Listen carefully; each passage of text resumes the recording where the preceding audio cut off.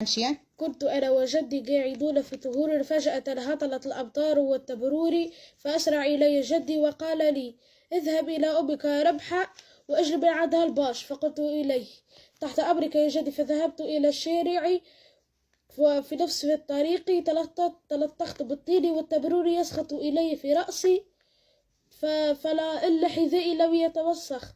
فأخذت حذائي وحطيته بين ضبوطاتي وأكملت طريقي. بعد الوصول إلى أمي ربحة أخذت معها البش ورجعت إلى جدي فرحا مسرورا، في بالي بش هو يفرح بي. أول ما دخلت قال لي: مش قلتلك ما تعملش العرك؟ وهبط علي بالعكاز يضرب فيا، وقلت له: يا جدي ما تفهمش الحكاية غلطة.